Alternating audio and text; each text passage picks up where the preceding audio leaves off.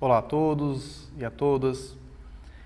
Este é mais um episódio do programa Investigações sobre o Viver. E hoje eu trouxe um tema intitulado Ciclos e Ritos de Passagem, a libertação do sofrimento. Inicialmente vamos procurar entender um pouquinho o que eu quero dizer com esse título e esse subtítulo. Então, por ciclos, eu quero trazer um conjunto de reflexões e algumas informações para a gente pensar junto sobre situações da vida humana, do nosso cotidiano, que acabam se repetindo muitas vezes na nossa própria vida e também que são comuns na vida de todos nós. Porque afinal somos todos seres humanos e estamos todos nessa mesma jornada, nesse mesmo desafio, nesse mesmo drama da vida humana. Então, existem muitos elementos comuns. E os ritos de passagem, eles são justamente acontecimentos e momentos simbólicos que representam o fim de alguns pequenos ciclos. Nós temos ciclos maiores da nossa vida. A nossa própria vida é um grande ciclo, que inicia desde o nosso nascimento e finaliza com a nossa morte, o nosso desencarne físico, para quem tem uma visão reencarnacionista da vida. Então, a gente tem esses grandes ciclos e a gente tem ciclos menores durante a nossa jornada. E a cada fim de um ciclo menor e o início de um outro, nós temos esse rito de passagem, seja ele de maneira formal, algum rito desenvolvido pela nossa cultura, ou não, ou seja, simplesmente algo simbólico, algo que fica marcado na nossa vida, mas que não necessariamente tem um ritual organizado para representá-lo.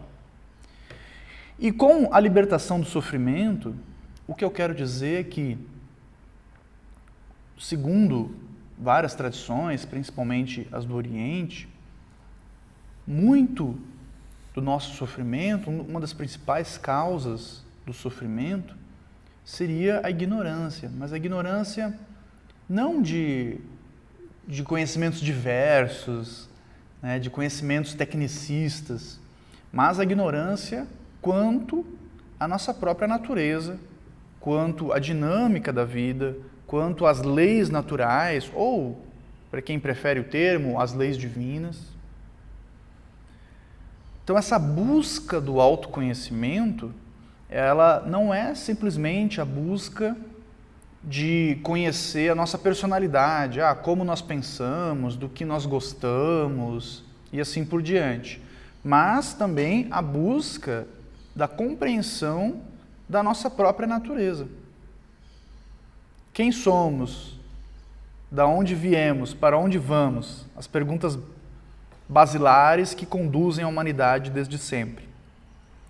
Então, quanto mais nós soubermos, ou ao menos refletirmos e buscarmos algum grau de compreensão quanto à nossa própria natureza e à nossa própria jornada, acredito, e assim dizem muitas tradições, que isso nos levaria a uma libertação do sofrimento, ao menos de maneira parcial.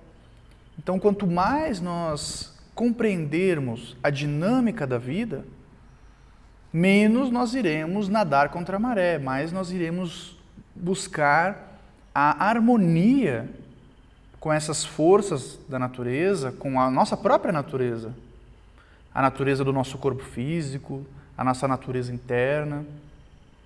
É assim para muitas questões de saúde, por exemplo. Quando nós compreendemos o funcionamento do nosso corpo, quando passamos a selecionar melhor os alimentos que consumimos, muitos processos internos são harmonizados. Nós temos mais vitalidade, mais saúde e assim por diante. E o mesmo ocorre para outras leis naturais, que eu farei aqui comentários, obviamente. Claro que eu não vou trazer nenhuma fórmula infalível de 10 passos para a libertação do sofrimento, não é esse o objetivo, né? Não trazer nada falacioso nesse sentido, né? Mas trazer reflexões sobre a nossa própria vida de maneira geral, né? Segundo algumas tradições do Oriente, uma outra causa do sofrimento é justamente o nosso desejo, que está, junto com esse desejo, está um sentimento de apego, de que a nossa vida continue como está. Nós sempre temos essa inclinação, talvez por medo. O novo sempre é o desconhecido, né? Nós temos medo, o ser humano naturalmente tem medo daquilo que não conhece. Existe até o ditado popular, né? Dos males é melhor o conhecido do que o desconhecido, porque o mal conhecido a gente sabe lidar com ele. Então, muitas vezes nós nos apegamos inclusive ao nosso próprio ciclo de sofrimento, falando em ciclos, né? Mas, trazendo para uma questão mais universal da vida de todas as pessoas, quando nós estamos na infância, por exemplo, nós nos apegamos àquela situação, àquele momento da nossa vida. Então nós gostamos de viver sem preocupação, nós gostamos da segurança do nosso lar, com os nossos pais presentes, e assim por diante. Gostamos dos nossos amigos, nossos vizinhos, nossa vizinhança, a casa que a gente nasceu e foi criado. Então a gente desenvolve um sentimento que não necessariamente é ruim, né? Um sentimento gostoso, né? Que nos faz nos sentirmos bem, aquele sentimento nostálgico, não tem problema nisso. O grande problema é que a vida, ela continua nos levando adiante. Então, cada ciclo, ele encontra o seu fim, ou ao menos uma renovação.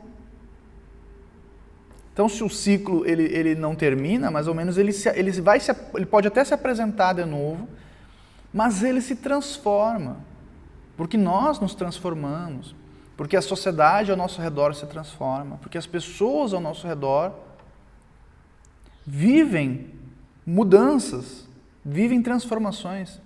Muitas vezes, inclusive, parece que se tornaram outras pessoas. Quem não tem aquele amigo da infância que, com o passar do tempo, durante um período da nossa vida, né, éramos unha e carne, como diz o ditado popular, mas com o passar do tempo você perde afinidade, naturalmente, não porque tenha acontecido algo em específico, não necessariamente tenha ocorrido algum atrito ou alguma desavença, mas simplesmente as pessoas mudam, os seus interesses mudam, se tornam às vezes até antagônicos, e cada um vai para o seu lado e conduz a sua vida, muitas vezes mantém o contato. Onde eu quero chegar com isso? Que, por mais que a gente se apegue a um momento da nossa vida, cada ciclo encontra o seu término. E esse desejo de que os ciclos não terminem, ele é um grande agravante do sofrimento. Porque a gente deseja que as coisas continuem como estão. Porém, elas nunca continuam. Como diria Heráclito, filósofo grego, a única coisa permanente é a mudança. Então nós vivemos em um mundo mutável. Tudo muda o tempo todo. E com isso é necessário que nós nos readaptemos a cada situação conforme ela se apresente. Nos readaptemos, inclusive, à nossa própria postura interna diante da vida, porque nós nos modificamos, não são somente as situações externas que se modificam. Por exemplo, eu posso na infância ter tido o sonho de uma certa profissão, de uma certa vocação. Muitas pessoas, às vezes, têm a sorte, né, de ter tido esse sonho na infância e durante a vida toda seguirem aquela mesma vocação, até o fim da vida e lidarem muito bem com isso e encontrarem felicidade nisso. Mas esse não é o caminho de todos. Muitos, por exemplo, com o passar do tempo, aquilo que antes era o seu sonho de consumo, o seu sonho de vida, pode não fazer sentido mais adiante. Você pode encontrar decepções ou desilusões. A palavra desilusão é interessante, porque ela pressupõe que nós estávamos iludidos. Então, se nós nos desiludimos, significa que uma determinada ilusão chegou ao fim. Então, faz parte do nosso ciclo da vida que a gente mude de ideia, que nós acabemos ressignificando muitas questões da nossa vida, seja a nossa vida pessoal, seja a nossa vida profissional, seja as coisas que a gente gosta de fazer, nós mudamos. Então, talvez atividades que me mantinham muito envolvido durante a minha infância ou durante a minha adolescência, provavelmente não serão as mesmas da minha vida adulta. Ou se forem, mas serão ressignificadas, não vai ser da mesma maneira. Então é importante nós identificarmos esses ciclos e aceitarmos esses ciclos. Essa questão da carreira profissional. Muitas vezes, isso já aconteceu na minha vida, mais de uma vez inclusive, nós nos apegamos ao nosso próprio projeto de vida. Então nós criamos uma ideia de vida, um projeto de vida, que nós apresentamos às pessoas ao nosso redor, nossos amigos, nossos entes queridos. E muitas vezes, lá na frente, criamos uma expectativa que às vezes nem é uma expectativa tanto das pessoas ao nosso redor, é mais uma expectativa nossa, conosco mesmo. Nós nos cobramos muito, né? Nós criamos uma expectativa de que vou ser um profissional dessa área muito bem sucedido. E talvez lá na frente eu descubra, talvez até consiga e descubra que não é mais isso que eu quero. Ah, mas era isso que você queria antes. Pois é, mas agora não é mais, não faz mais sentido. E muitas vezes, apegado a essa própria ideia que nós criamos para nós mesmos, nós desperdiçamos tempo da nossa vida tentando provar para nós mesmos uma cobrança interna de uma ideia que nós criamos e que não se aplica mais. Então, viver de maneira mutável é necessário para aliviar esse sofrimento, porque nós criamos, claro que a vida, ela tem o seu sofrimento inerente. Todos nós estamos sujeitos aos problemas sociais do mundo em que vivemos, a problemas de saúde que eventualmente podem surgir conosco ou com as pessoas que nos são próximas. Então a vida, inerentemente, ela já tem a sua carga de sofrimento.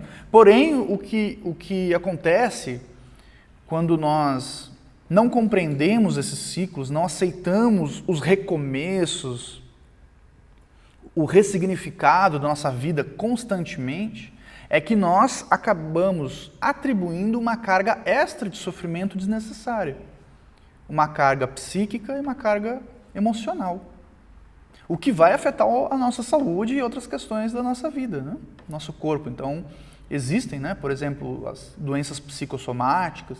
Então, talvez a questão não seja a libertação do sofrimento como um todo, mas ao menos evitar criar sofrimento extra, uma carga extra na nossa vida, desnecessária e que não existe motivo nenhum. Muitas vezes o motivo é só mesmo uma ideia que nós criamos e que, por alguma razão, a gente insiste em tentar sustentar, mesmo depois que ela já perdeu sentido. Existe um simbolismo no budismo, principalmente, que fala sobre a vida humana, claro que numa ótica reencarnacionista nesse caso, mas nós podemos assimilar ela, mesmo quem não tem esse tipo de visão, que é a roda do Sansara. Então a roda do Sansara, ela seria esse próprio ciclo da vida. E muitas vezes ela é representada por uma espiral, uma mola. Por que essa representação?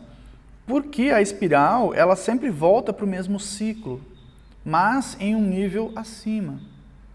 O que isso significa? Que a jornada humana, como eles entendem, ela tende a repetir padrões, porém em situações diferentes para que sejam ressignificadas. E justamente a busca dessa tradição espiritual, né, a busca pela libertação do sofrimento, a busca pela iluminação, pelo nirvana, seria a saída desse ciclo de situações cotidianas repetidas, né? A gente vai falar um pouquinho mais sobre isso à medida que a gente vai entendendo um pouco mais a ótica dessa tradição. Também diz o budismo que a nossa personalidade ou a nossa individualidade seria falsa. Por quê? Porque, segundo o budismo, a cada dia que nós levantamos de manhã, quem levanta é uma pessoa diferente do que aquela que foi dormir no dia anterior. Por quê? Porque nós nos modificamos todos os dias, a todo instante. Então, por isso que para eles não existe uma individualidade real e separada do coletivo. Porque essa nossa persona, essa nossa personalidade, essa nossa maneira de ser, que muitas vezes é inclusive motivo de vaidade, né? Tem aquele ditado, né? A síndrome de Gabriela, nasci assim, fui sempre assim. Então, mas na verdade isso na prática não se aplica, porque nós nos modificamos todos os dias. E assim como nós nos modificamos, todas as pessoas se modificam. Compreender essa realidade, eu considero que seja de grande importância para aliviar essa carga extra de sofrimento desnecessária que nós acabamos criando muitas vezes, né? Bom, falando um pouquinho, então, a gente está falando sobre ciclos, falando um pouquinho, tentando entender um pouquinho o que são esses ritos de passagem que eu estava falando antes. Eu dividiria os ritos de passagem em dois grupos. O primeiro são os ritos de passagem que estão relacionadas à cultura da sociedade que a gente vive. Por exemplo, o batismo é um rito de passagem. Um matrimônio é um rito de passagem. Uma festa de debutante é um rito de passagem. E existem outros, né? Então, uma formatura é um rito de passagem. Então, esses são ritos de passagem para o qual a nossa cultura, ela criou ao longo do tempo, e claro que se modifica com o passar do tempo, mas criou toda uma ritualística, toda uma organização para que eles sejam pontos de divisória na nossa vida. Então, existia a vida da pessoa antes dela se graduar e depois dela se graduar. Claro que muitos fatores não se modificam por isso, né? Muitas vezes a gente imagina que após esse rito de passagem, a nossa vida vai se modificar completamente. E muitas vezes não é o que acontece. Nossa vida vai se modificando gradualmente, mas não necessariamente naquele momento. Mas esses ritos simbólicos da nossa sociedade, eles são importantes para que a gente grave, né, o momento de o fim de um ciclo. Então, eles têm uma importância na nossa psique individual e coletiva. Tanto que eles existem há muito tempo. Então, todas as sociedades humanas, se a gente for buscar referências em sociedades mais antigas, em civilizações mais antigas, em culturas mais antigas que a nossa, todas elas têm os seus ritos diferentes uns dos outros, mas com essa importância, né? A passagem de uma fase da vida para outra. São marcos importantes na nossa psique. E além desses ritos sociais, digamos assim, existem os ciclos naturais. Né? O que seriam os ciclos naturais? São os próprios acontecimentos da vida, que muitas vezes alguns são bem marcantes, obviamente, né? Como o nascimento e a morte, que são o primeiro e o último rito de passagem da nossa existência. E outros, eles são graduais. A gente não sabe dizer exatamente qual foi o momento exato. Nós utilizamos algumas referências, né, do nosso conhecimento sobre a vida humana, mas varia bastante. Por exemplo, né, o fim da infância e o início da adolescência. Existe essa passagem, mas a gente não sabe exatamente quando aconteceu. Foi acontecendo gradualmente, é um processo. É mais um processo do que um marco de acontecimento. Ele acontece durante anos. E a gente vai se transformando. Mas são transformações bem significativas, né? O fim da nossa adolescência e o início da fase adulta. Em algumas culturas, né, você tem essa mudança pela própria estrutura cultural. Então, por exemplo, na língua inglesa, né, se fala do teenager, né, que seria o que a gente chama de adolescência. E para eles está bem marcado, né, o fim do teenager, né, quando você termina o 19, né, então 19 anos você terminaria esse momento e entraria na fase dos 20 anos. Mas hoje se sabe que há estudos, né, dizendo que a adolescência, dependendo da geração a qual nós estamos nos referindo, ela termina num momento diferente. Então, as gerações mais antigas, a adolescência acabava mais cedo. Para muitas pessoas, a adolescência acaba mais cedo por força da necessidade. Então, pessoas que acabam tendo que trabalhar muito cedo, assumir responsabilidades, muitas vezes cuidar da família, cuidar dos irmãos, porque o pai é ausente ou porque os pais nos deixaram e assim por diante. E muitas pessoas, alguns dizem, né, que a adolescência de algumas pessoas vai até os 30 ou 40 anos. Então depende muito da situação externa, né, e como nós assimilamos internamente ela. Muitas vezes, inclusive, você abortar, né, um processo de transformação, ou você antecipar um processo de transformação, como, por exemplo, uma pessoa que começou sua vida adulta muito cedo, por força da circunstância, né, tem que sair de casa, tem que trabalhar e tal, muito cedo, muitas vezes vai acontecer dela não viver adequadamente algumas fases que lá na frente vão criar algumas carências psíquicas, né, e emocionais, provavelmente. Tem uma entrevista do Joseph Campbell pelo Bill Moyers. Eu até tenho o DVD, adquiri num sebo, eu até tenho ele aqui comigo, e encantador, né? Joseph Campbell, para quem não sabe, foi um grande antropólogo, estudante de mitologias comparadas, e ele fala sobre um rito de passagem muito importante, e muito traumático até em muitos casos, que é justamente o final da nossa adolescência ou da nossa infância, porque a adolescência, na verdade, é a passagem, né? Nós temos a nossa infância e a nossa vida adulta. E toda a nossa adolescência é a passagem de um ponto de partida até o ponto de chegada. Embora a gente não saiba dizer exatamente quando aconteceu um e quando aconteceu o outro. E o Campbell, ele descreve de maneira até um pouco dramática, talvez, essa transformação, mas eu achei bastante didática.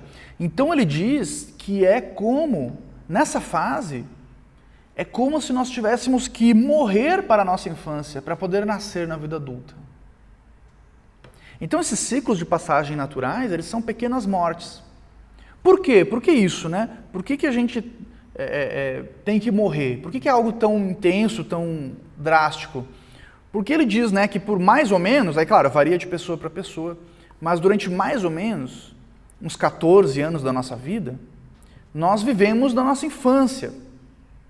Claro que aí já entra pré-adolescência, mas ele quer dizer infância no sentido de uma vida dependente de outras pessoas. A não ser, claro, em casos de abandono precoce ou algo do gênero, mas um desenvolvimento normal de uma criança, até mais ou menos essa fase, ela tem uma segurança do lar, tem os cuidados, né, dos pais, da família, então ela está num modo de vida que é totalmente diferente, onde ela tem uma proteção e uma dependência. E depois disso, então ela entra numa fase de transformação que vai gerar transformações internas, físicas, psíquicas, né? Então tem toda a questão do próprio desenvolvimento da adolescência, da mudança do corpo, da mudança da voz e assim por diante, que são mudanças irreversíveis, né? Não tem como voltar, quero voltar a ser como era criança, não tem como, e a gente nem sabe como é que vai ser quando terminar a transformação, né? A gente fica naquela expectativa.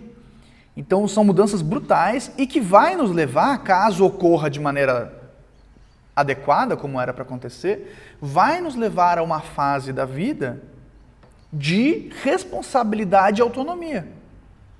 Então essa é a grande transformação, além, claro, das mudanças físicas da própria adolescência. É você sair de uma fase de dependência e entrar numa fase de independência, de autonomia, de responsabilidade.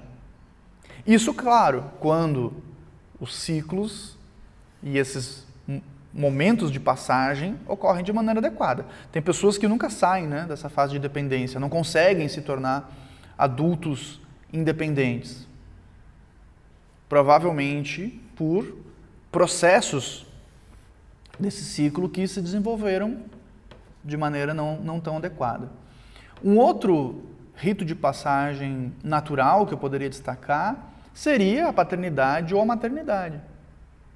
Então pense que a gente começa a vida dependente, passamos por inúmeras transformações, e aí, claro, tem a descoberta da própria sexualidade e assim por diante, da própria socialização, né? Muitas pessoas têm algum grau de fobia social, por exemplo, né? Muitas pessoas têm dificuldade em sair para enfrentar a vida como a gente deve enfrentar, né? Trabalhar, estudar, essas coisas. E ainda existem pessoas que enfrentam o desafio, nem todas, é claro, da paternidade ou da maternidade. Então você, além de ter que se tornar independente e responsável, você também vai se tornar responsável pela vida de outras pessoas. Então vejam o grau de responsabilidade que a gente acaba assumindo. Algumas pessoas que não enfrentam esse desafio da paternidade e da maternidade acabam manifestando essas virtudes, esses aspectos da vida em outros segmentos, né? Muitas pessoas não têm filhos biológicos, mas acabam cuidando de muitas outras pessoas na sua atividade. Alguns ativistas, os professores, né? Depende da vocação da pessoa, às vezes ela acaba sendo responsável até por muito mais pessoas, né? E nós podemos refletir, né, que nem todos lidam bem com essas responsabilidades. Não fosse assim, nós não teríamos tantos casos de abandono, por exemplo, de crianças, né, que têm um abandono por parte dos pais ou por parte do pai e assim por diante. Ou que têm criações não adequadas, né, sujeitas à violência e outras questões que não vem ao caso detalhar no momento, mas nós sabemos que tudo isso existe. Então, isso nos demonstra que nem todos conseguem se preparar para esses momentos. Então, vejo como é importante nós, primeiro, termos algum grau de compreensão da dinâmica da vida humana, identificarmos quando cada etapa, quando cada ciclo está ocorrendo, aceitarmos cada ciclo e aceitarmos o fim dele.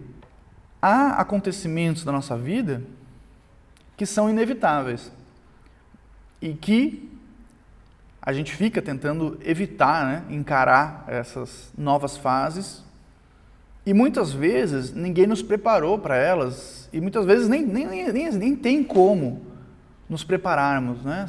São questões da vida que a gente só vai conseguir se adaptar vivendo aquela fase.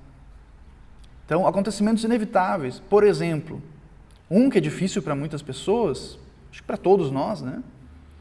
Ninguém nos preparou, por exemplo, para continuar vivendo o que eu digo com entusiasmo, né? Buscando as nossas coisas, né? Nossa qualificação profissional, pessoal, acadêmica, após a partida dos nossos pais, por exemplo. para a maioria de nós, né, os pais são um porto seguro, uma grande referência, um grande apoio, e são muito importantes. Certamente, as figuras, né, da paternidade e da maternidade são muito importantes para a nossa psique. Quem tem algum tipo de carência nesse sentido vai acabar projetando em outras pessoas que conhecem, né, essas figuras importantes. Quem nos preparou para viver após a partida deles? Alguém realmente está preparado para isso? Claro que continuaremos vivos, mas encarar a vida, né, encarar os desafios da vida após essa ausência. Então é algo que talvez não seja tão simples, né, quanto falar a respeito. Exige, todas as situações que estou relatando, né, elas exigem um grande grau de resiliência da nossa parte. O que é resiliência, né? O que seria essa resiliência? Seria a adaptação, a readaptação a cada etapa da vida, a cada nova configuração da vida e do mundo, da sociedade, quando ela se apresenta. Muitas, inclusive, não fazem parte do nosso ciclo natural, né? Mas podem ser acontecimentos da sociedade que nós fazemos parte. Por exemplo, a mudança de algum regime político, uma crise nacional, uma crise internacional. Então, são situações que a gente tem que se adaptar e que muitas vezes, geralmente, né, vão causar muito sofrimento para muitas pessoas, muitas dificuldades extras, né, a mais. Ou outras podem ser benéficas. Né? Acho que um ótimo exemplo, né, para nós refletirmos a respeito foi a própria nova configuração do mundo após o início da pandemia da Covid-19. Vejam, é uma situação que não dependia de nenhum de nós, foi uma situação que ocorreu a nível global e que obrigou o mundo inteiro a se adaptar a uma nova situação.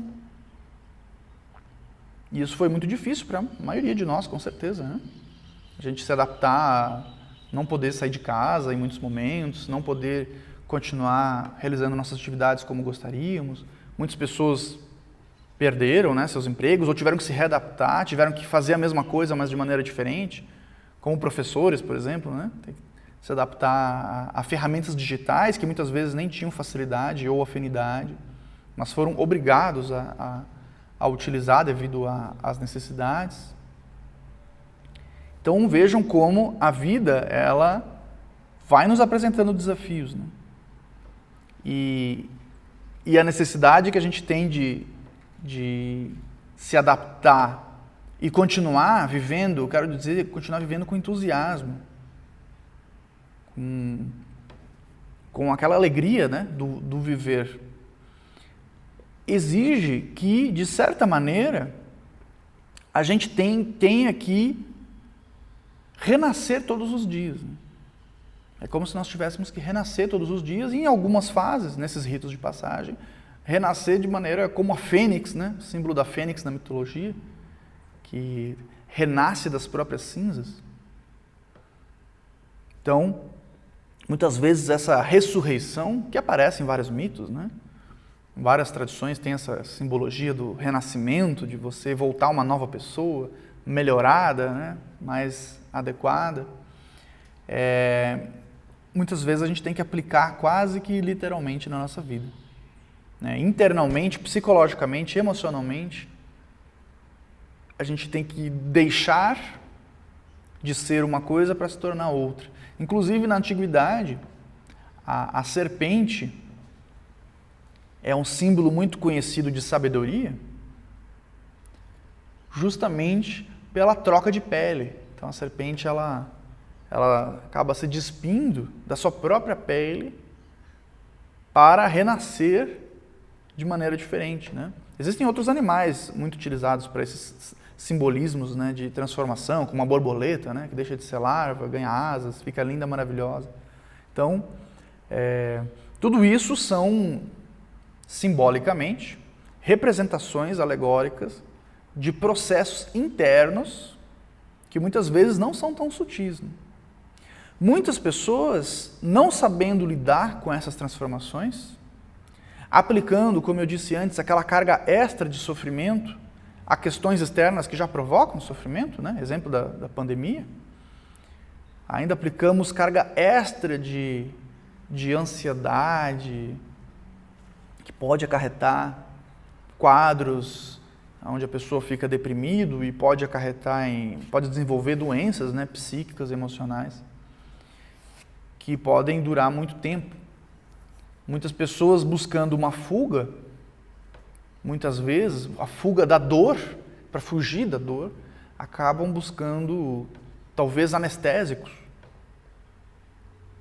ou portas de saída fantasiosas, né? É assim que as pessoas vão para a dependência química, por exemplo, né? Ou para a bebida alcoólica, que no meu entendimento é um anestésico, né? Ela é feita para anestesiar a nossa consciência, porque estar consciente para muitas pessoas é um processo dolorido.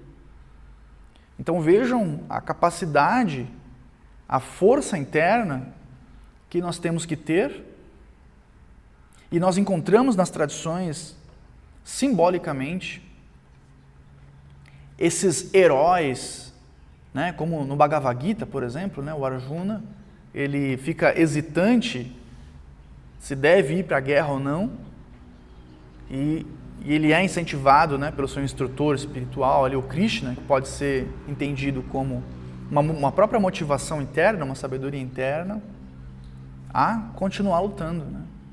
E a grande batalha é a nossa própria vida. Né? Em outras tradições teremos outras figuras que representam isso. Então a pessoa lá que é devota a Arcanjo Miguel, a São Jorge, por exemplo, né? Aquele simbolismo de força, de guerreiro indestrutível, invencível, na verdade é um simbolismo de uma força interna que todos nós temos que encontrar para cumprir a nossa jornada nesse mundo da melhor maneira possível. Muitas pessoas são descritas como tendo uma espécie de luz interior. Né? Algumas pessoas dizem, o fulano é luminoso, uma pessoa iluminada. Nós não sabemos descrever bem o que definiria aquela pessoa sendo dessa maneira. Mas geralmente é uma pessoa com um entusiasmo natural, interno, né? Uma força interna, ou uma força espiritual, para quem prefere usar esse termo, que está na pessoa e que acaba naturalmente, talvez através de algum processo magnético, né? Acaba atraindo, magnetismo, acaba atraindo as pessoas que estão ao redor, as pessoas se sentem bem na presença daquela outra pessoa. Então vejam que iluminação espiritual, luz espiritual, ela não é necessariamente algo que a gente não pode enxergar, alguma coisa muito visual, né? Mas elementos de como a pessoa conduz a sua própria vida. Inclusive, na tradição do budismo, né, é dito que, voltando a ela, né, voltando à tradição do budismo, voltando à sabedoria do Oriente, que pode muito nos auxiliar a compreender melhor a vida, ela diz que a iluminação seria justamente adquirir um estado de plena felicidade no momento que a gente está vivendo, né? Que é o único momento que existe. Então você encontrar esse estado de plena felicidade, de pleno contentamento interior. Claro que desenvolvendo outras virtudes, né? Como o que eles chamam de bodhicitta, uma espécie de compaixão por todos os seres. Então, esse estado de plena alegria, de plena compaixão, seria o que se chama de iluminação.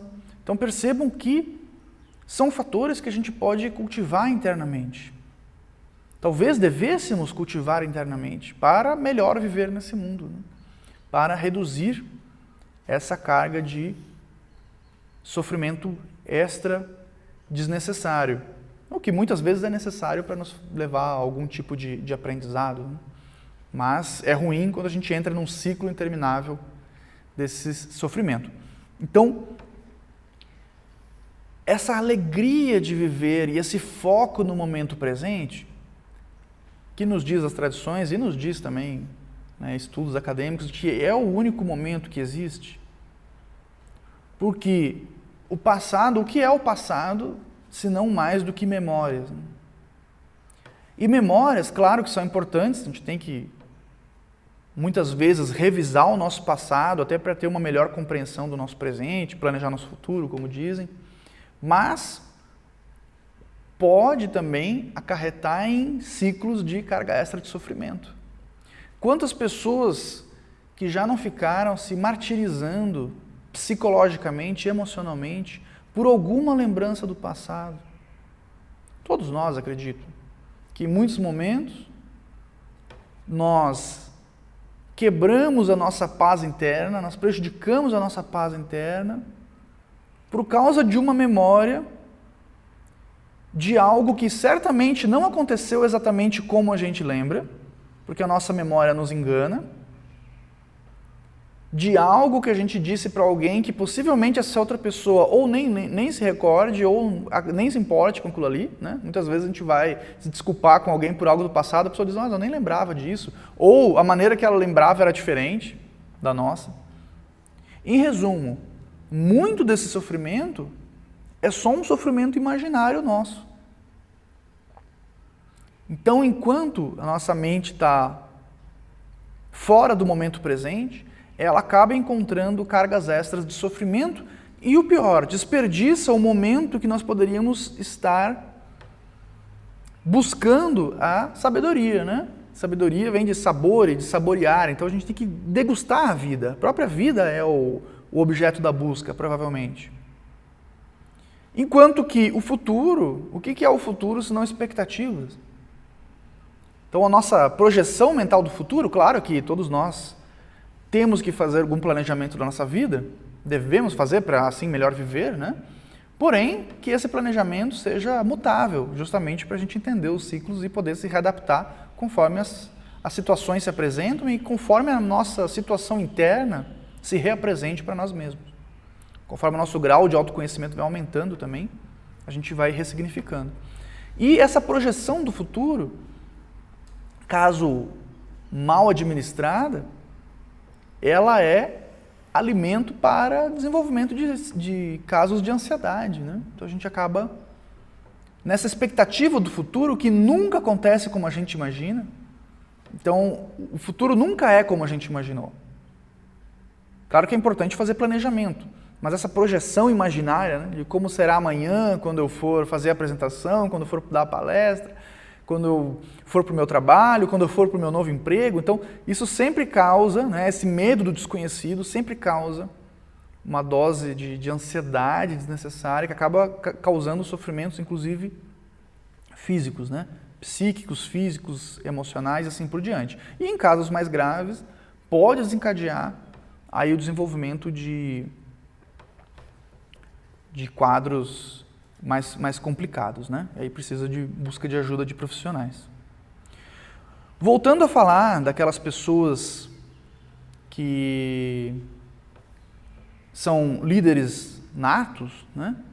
Essas pessoas que têm esse entusiasmo natural, essa luminosidade natural, que não significa que essas pessoas não tenham seus ruídos, né?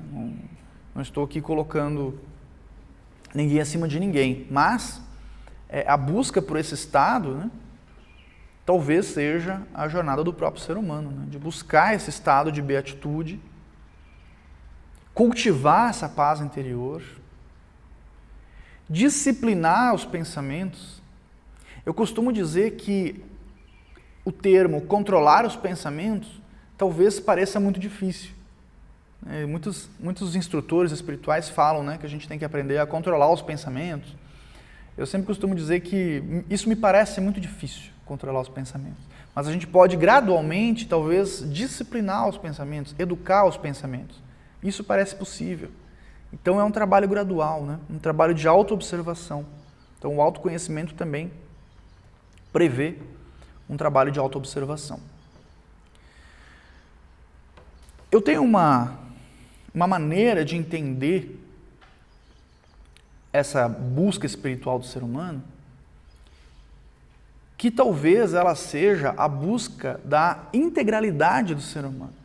Ou seja, de nos tornarmos seres humanos integrais no momento em que estamos vivendo, nas atividades que estamos realizando. Como assim? Geralmente, nós nos fragmentamos em nós mesmos. Nós estamos realizando uma atividade, porém o nosso pensamento está em outra atividade ou em outro tempo, no futuro, no passado, imaginando questões fantasiosas, porque se for do passado, certamente não é exatamente como a gente se recorda, e do futuro a gente nunca consegue prever exatamente como vai acontecer. Então nossa mente fica divagando, nossas emoções ficam para lá e para cá, conduzidos por essa divagação do pensamento, e muitas vezes nós estamos realizando tarefas só de corpo presente, como costumamos dizer. E nisso, inclusive, dependendo do tipo de atividade que a gente está fazendo, pode até causar até um acidente, né? A distração, né? Às vezes no trânsito, ou estou fazendo alguma tarefa manual, posso martelar meu dedo, ou algo nesse sentido. Só para exemplificar, né? Que, de maneira geral, a maioria de nós, na maior parte do tempo, está disperso. A mente está num lugar, as emoções estão em outro, e o corpo está onde deveria estar. Talvez a busca espiritual não seja uma busca por um conhecimento secreto ou por estar em outro lugar que não seja onde estamos agora, mas a busca por integrar todos esses aspectos do nosso ser de maneira completa. Então, que a minha mente esteja no mesmo local, na mesma atividade, no mesmo foco das minhas emoções, do meu corpo, da minha alma, do meu espírito, de todo o meu ser. Eu acredito, e temos evidências para acreditar nisso, que o ser humano, ele tem uma potencialidade gigante. E a gente pode observar isso em grandes feitos, né, de figuras históricas, que realizam proezas, muitas vezes até difíceis de acreditar, de tão difíceis que parecem, né? Então, o ser humano, ele tem uma potencialidade enorme, mas nós estamos desperdiçando essa energia, nós estamos desperdiçando essa capacidade, nessa dispersão de foco. Então, se a minha energia mental está num lugar, a minha energia emocional está em outro, e a minha energia física está em outro, e a minha energia espiritual talvez nem esteja atuando, porque está tudo desconexo e disperso, então a minha capacidade, a minha potencialidade está desperdiçada. No momento que eu consigo, ao menos que seja parcial, a gente vai tentando aos poucos, né? Parcialmente, nem que seja por alguns breves momentos, a gente consiga integrar tudo isso, talvez tenhamos grande benefício, né? Existem alguns estudos a esse respeito, existe a teoria do flow, né, do fluxo, que é quando nós estamos totalmente inseridos em uma atividade. Então, existem atividades, né? A gente pode encontrar isso na nossa vocação, por exemplo. Então, a pessoa encontra uma vocação profissional onde, enquanto ela está fazendo aquilo, ela consegue esquecer de todo o resto. Muitas pessoas encontram isso nas artes, né? A pessoa pratica uma dança. Né? Eu já tive alguns desses momentos na arte marcial, por exemplo, quando praticava. Então, que é um momento que você percebe que é uma meditação, né? Aí você entende qual é o propósito da meditação. É um momento que você está 100% numa atividade. Quando isso ocorre, a vida tem até um sabor diferente. Você se sente pleno, né? Sua respiração fica mais harmônica. E a gente sabe que, aí, falando em questões clínicas, né? Então alivia o estresse, todo mundo sabe, né, que realizar atividades físicas ou nos envolver em uma atividade que nos dê prazer ajuda, né, a reduzir estresse e outros problemas emocionais e psíquicos, né, que podem ocorrer. Para finalizar, eu trouxe alguns trechos de uma música do Chico Buarque, chamado Construção. Eu acredito, e eu devo estar repetitivo, já devo ter falado isso em muitas apresentações, que a arte, ela tem uma capacidade, inclusive, de nos revelar, né, questões espirituais muito profundas. Aliás, eu acredito que essa é a verdadeira função da arte, que muitas vezes não cumpre seu propósito, quando o artista também não está sintonizado, talvez esteja mais sintonizado com um retorno financeiro, que também é importante, do que com sua própria inspiração, né? Talvez o próprio artista esteja disperso naquele momento. Mas quando o artista está envolvido com a sua criação, são criadas ferramentas que podem nos ajudar profundamente. Assim é com o cinema, assim é com a literatura e todas as formas de arte. E eu acredito que exista uma arte que é considerada, inclusive, a primeira arte, né, nas categorias das artes, que é a música. Para mim, a música, ela tem um poder incrível e pode nos ajudar muito, tanto a melhorar esse nosso estado interno, a limpar essas cargas extras de sofrimento, quanto a nos motivar e talvez até nos iluminar, né? Existem músicas que a gente ouve que nos iluminam internamente. E músicas que... e criações artísticas que nos levam a reflexões profundas. E acredito que esse seja o caso do Chico Buarque e de muitas figuras da música popular brasileira e vários artistas, né, da música brasileira, que é de altíssimo nível. Então eu separei alguns trechos, né, sobre essa questão da gente viver cada momento quando ele ocorre e de maneira única. Os budistas dizem, voltando a eles novamente, eles dizem inclusive que nós deveríamos todos os dias pensarmos sobre o momento da nossa morte. Hoje nós podemos morrer, deveria ser um pensamento recorrente. E eles dizem ainda que um dia a gente vai acertar, porque um dia vai ser o dia da nossa morte. Mas por que esse pensamento? Não é para provocar um ciclo de pensamentos mórbidos, não é isso. Mas para a gente ter consciência de que cada experiência pode ser a última, né? E valorizar cada experiência no momento que ela ocorre. Então diz a letra: amou daquela vez como se fosse a última. Beijou sua mulher como se fosse a última. E cada filho seu como se fosse único. Em uma outra repetição do refrão, né, ele diz: beijou sua mulher como se fosse a única, e cada filho seu como se fosse pródigo. Sentou para descansar como se fosse sábado. Em muitas tradições, o sábado, né, o dia sagrado do descanso. Comeu feijão com arroz como se fosse um príncipe. Bebeu e soluçou como se fosse um náufrago. Dançou e gargalhou como se ouvisse a música. Quem nunca dançou sem música? Por esse pão para comer, por esse chão para dormir, a certidão para nascer e a concessão para sorrir. Por me deixar respirar, por me deixar existir, Deus lhe pague. Obrigado a todos pela atenção e até o nosso próximo encontro.